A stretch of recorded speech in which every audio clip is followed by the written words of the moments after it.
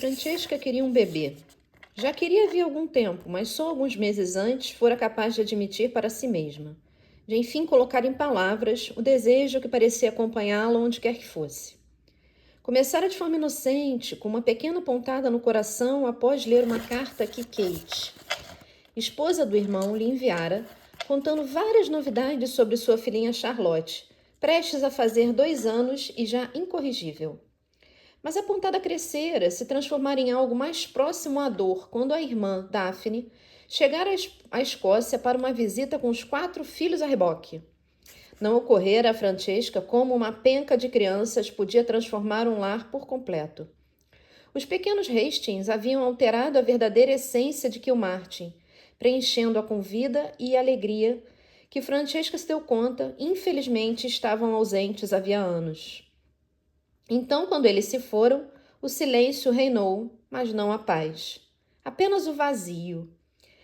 Daquele momento em diante, Francesca ficou diferente. Via uma ama seca empurrando um carrinho de bebê e seu coração doía.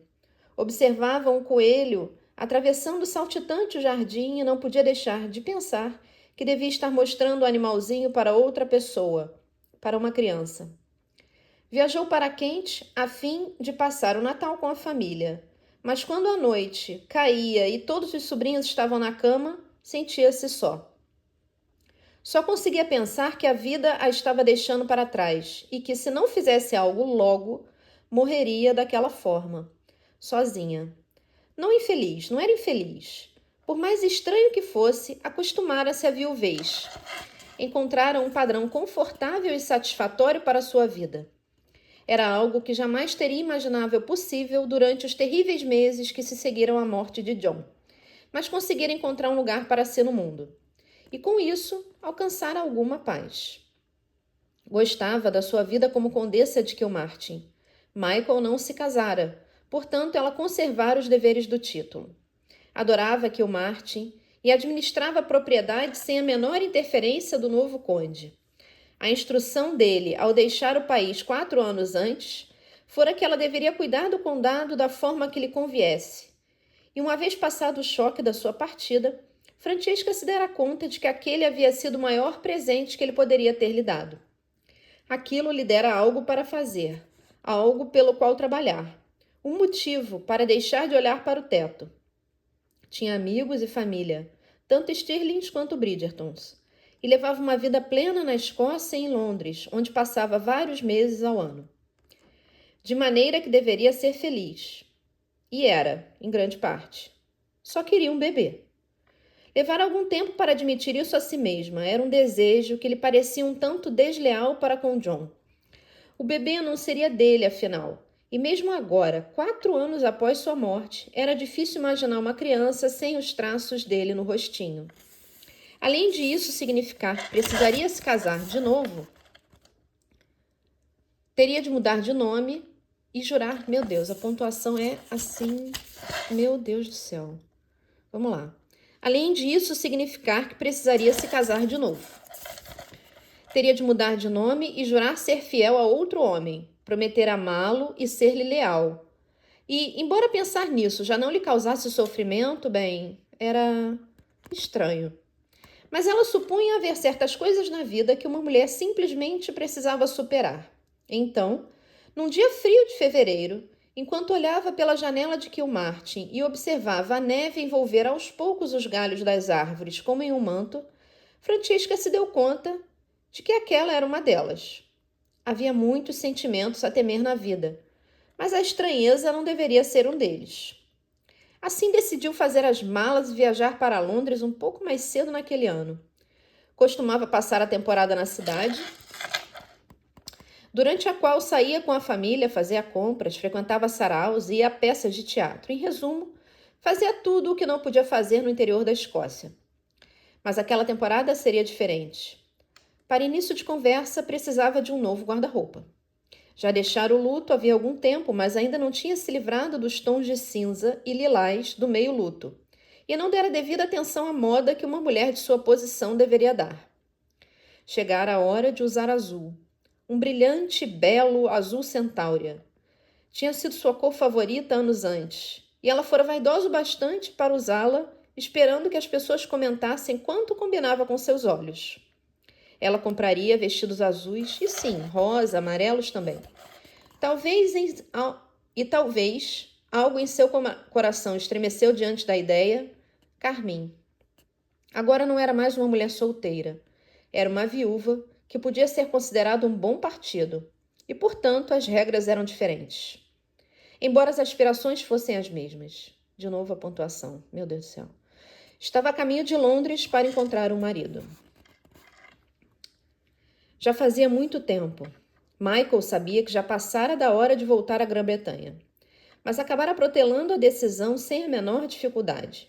Segundo as cartas da mãe, que lhe escrevia com impressionante regularidade, o condado prosperava sob a administração de Francesca. Ele não tinha dependentes que pudessem acusá-lo de negligência e, ao que parecia, todos que havia deixado para trás estavam melhor na sua ausência do que quando ele se encontrava por perto.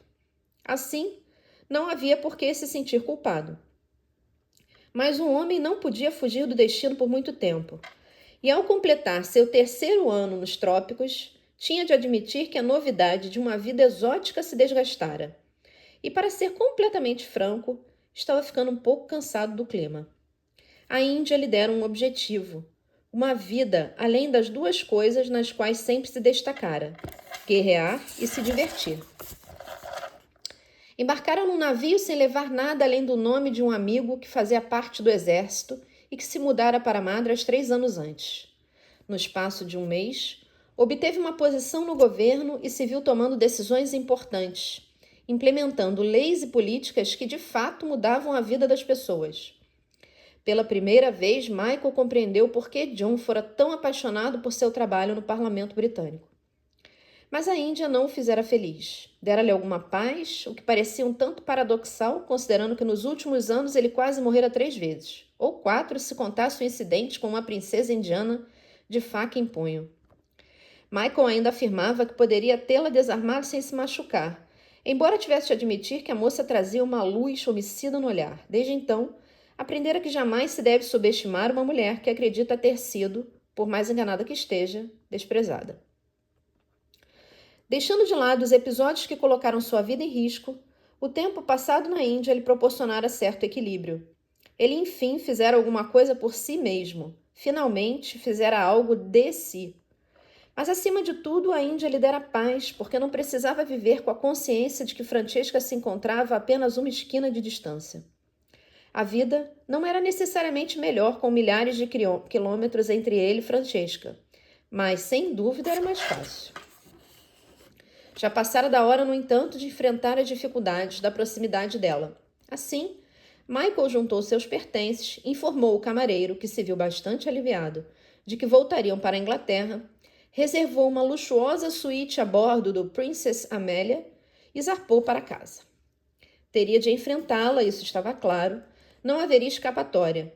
Teria de encarar aqueles olhos azuis que o haviam assombrado de forma implacável e tentar ser seu amigo. Fora a única coisa que ela quisera durante os tenebrosos dias que se seguiram à morte de John. E fora a única coisa que ele não tinha sido capaz de fazer por ela. Talvez agora, depois de tanto tempo e do poder curativo da distância, ele conseguisse. Não era estúpido a ponto de esperar que ela tivesse mudado, de achar que ao revê-la descobriria que não a amava mais. Isso Michael tinha certeza que jamais aconteceria.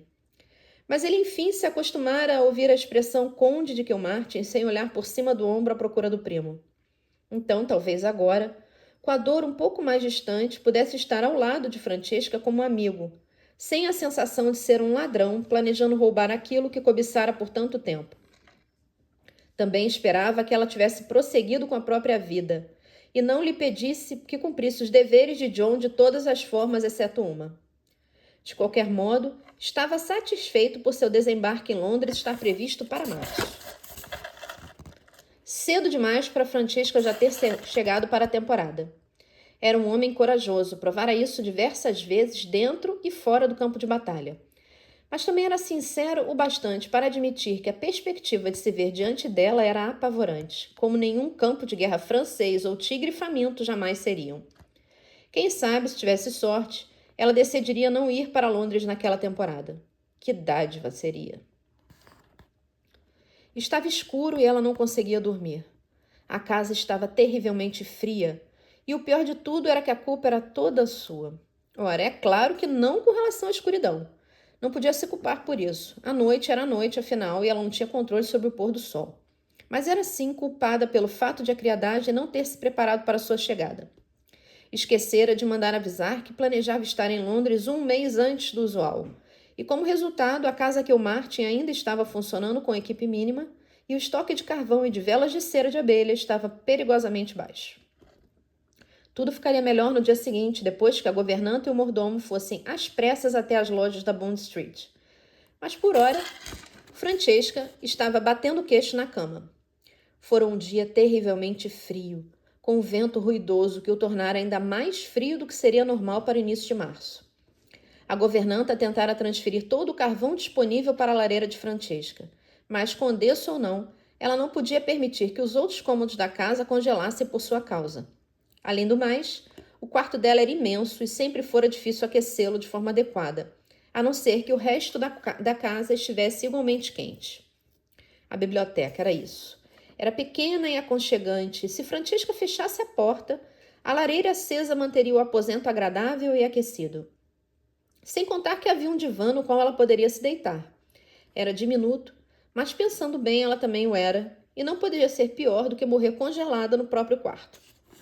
Tomada a decisão, Francesca saltou da cama e atravessou o ar frio para apanhar o hobby que se encontrava atirado por cima do espaldar de uma cadeira. Não era quente o bastante, ela não pensara que pudesse precisar de algo mais pesado. Mas era melhor do que nada, e ela não podia se dar ao luxo de ser seletiva demais, sobretudo com os dedos dos pés congelando de tão frios. Correu escada abaixo, as pesadas meias de lã escorregando nos degraus encerados. Tropeçou nos dois últimos e, felizmente, aterrissou de pé e continuou correndo pela passadeira até a biblioteca. Fogo, fogo, fogo, foi resmungando para si mesmo. Tocaria a campainha para chamar alguém tão logo chegasse à biblioteca. Acenderiam a lareira para ela imediatamente. Francesca voltaria a sentir o nariz, as pontas dos dedos perderiam o doentio tom azul e... Ela empurrou a porta. Um grito breve, seco, escapou dos seus lábios. A lareira já estava acesa e havia um homem de pé diante do fogo, aquecendo as mãos perigosamente. Francesca tateou em busca de alguma coisa, qualquer coisa que pudesse usar como arma. Então ele se virou. Michael? Não sabia que ela estaria em Londres, droga, nem mesmo lhe passara pela cabeça que isso pudesse acontecer. Não que tivesse feito qualquer diferença, mas pelo menos teria se preparado. Poderia ter se obrigado a dar um sorriso lento ou mesmo se certificar de que estaria vestido de forma impecável, integralmente imerso no papel de devasso irrecuperável. Engoliu em seco. Não olhe, não olhe. Michael? Sussurrou ela outra vez. Francesca falou, já que precisava dizer alguma coisa. O que está fazendo aqui? Isso pareceu impeli-la a pensar e agir. O que eu estou fazendo aqui? Ecoou ela. Não sou eu quem deveria estar na Índia. O que você está fazendo aqui? Ele deu de ombros de forma um tanto indiferente. Achei que tinha chegado a hora de voltar para casa. Não podia ter escrito? Para você? Indagou ele, arqueando uma das sobrancelhas. Foi, e era mesmo para ser uma alfinetada. Ela não lhe escrevera uma única carta durante a viagem. Ele enviara 3 correspondências, mas uma vez que ficara óbvio que ela não pretendia responder, passou a escrever apenas para a mãe e para a mãe de John. Para qualquer um, retrucou ela. Alguém teria estado aqui para recebê-lo. Você está aqui, observou ele. Ela fechou o olho ao olhá-lo. Ela fechou o rosto ao olhá-lo. Se soubéssemos que estava a caminho, teríamos preparado a casa para você. Ele deu de ombros mais uma vez. O ato parecia comunicar o sentimento que Michael precisava tão desesperadamente deixar claro. Está preparado o suficiente. Ela envolveu o corpo com os braços, na verdade, escondendo os seios, o que Michael precisava concordar. Provavelmente era o melhor a ser feito. Bem, você poderia ter escrito, disse ela por fim, a voz pairando áspera no ar. Teria sido, no mínimo, cortês. Francesca, começou ele, virando-se ligeiramente para longe dela, de maneira a continuar a esfregar as mãos diante do fogo. Tem alguma ideia de quanto tempo leva para uma carta chegar a Londres vinda da Índia? 5 meses. respondeu ela de pronto. 4, se os ventos forem generosos. Droga, ela estava certa. Seja lá o tempo que for, retrucou ele irritado. Uma vez que decidi voltar, fazia pouco sentido tentar avisar com antecedência. A carta teria vindo no mesmo navio que eu. É mesmo? Achei que as embarcações de passageiros fossem mais lentas do que as que carregam correspondências. Ele deixou escapar um suspiro, olhando para ela por cima dos ombros. Todas carregam correspondências. Além do mais, isso tem realmente alguma importância? Por um instante, ele achou que ela responderia que sim, mas então Francesca disse baixinho, é claro que não. O importante é que está em casa, sua mãe ficará exultante. Ele se virou de maneira que ela não pudesse ver seu sorriso completamente sem humor. Sim, murmurou, é claro. E eu... Ela se deteve e pigarreou. Eu também estou feliz em tê-lo de volta. Ela soou como se tentasse convencer a si mesma disso. Mas Michael decidiu ser cavalheiro uma vez na vida e não chamar a atenção dela para esse fato. Está com frio? Perguntou. Não muito, disse ela. Está mentindo.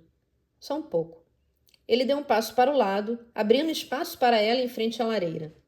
Quando não a ouviu se aproximar, fez um gesto com a mão em direção ao espaço vazio. É melhor eu voltar para o meu quarto, disse ela. Pelo amor de Deus, Francesca, se está com frio, venha para perto do fogo, eu não mordo. Ela rangeu os dentes e deu um passo à frente, juntando-se a ele em frente às chamas. Mas manteve-se um pouco para o lado, guardando alguma distância entre os dois. Você está ótimo, comentou ela. Você também. Faz tanto tempo. Eu sei. Uns 4 anos, eu acho.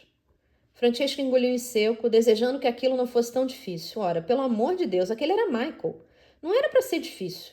Era verdade que haviam tido uma despedida ruim, mas isso foram nos terríveis dias logo após a morte de John. Na época, todos estavam sofrendo muito e eram como feras feridas atacando qualquer um que se colocasse em seu caminho. Era para ser diferente agora. Deus sabia que ela pensara bastante naquele reencontro. Michael não podia ficar longe para sempre, todos sabiam disso. Mas uma vez que a sua raiva inicial passara, Francesca esperara que quando ele voltasse, os dois pudessem esquecer qualquer coisa desagradável que tivesse ocorrido entre eles. E que voltassem a ser amigos. Ela precisava disso mais do que jamais se dera conta. Tem planos? Perguntou, em grande parte porque o silêncio estava insuportável. Por enquanto, só consigo pensar em me aquecer, murmurou ele. Ela sorriu involuntariamente. Está mesmo bastante frio para essa época do ano. Eu havia esquecido como pode ser terrivelmente frio aqui, resmungou ele, esfregando as mãos uma na outra. Seria de se supor que você jamais conseguiria escapar à lembrança de um inverno britânico, murmurou Francesca. Ele se virou para ela, então, com um sorriso irônico no canto dos lábios. Michael estava mudado. Sim, havia diferenças óbvias, aquelas que todos notariam. Estava bronzeadíssimo e os cabelos, sempre negros como a meia-noite, agora revelavam algumas manchas prateadas. Mas havia mais. A boca estava diferente, com traços mais rijos, se é que isso fazia sentido. E a graça fluida e esguia parecia ter desaparecido. Ele sempre lhe parecera tão relaxado, tão à vontade consigo mesmo, e agora estava tão tenso. Bom, pessoal, esse é um trecho aí do capítulo 5, ele ainda vai por algumas páginas. E vai ficar muito comprido o vídeo, então eu vou parar por aqui. Algumas observações sobre esse capítulo e sobre a tradução, em especial essa tradução que eu tenho do livro, né, da Francesca e do Michael. Eu acho... Ele carece de uma boa revisão.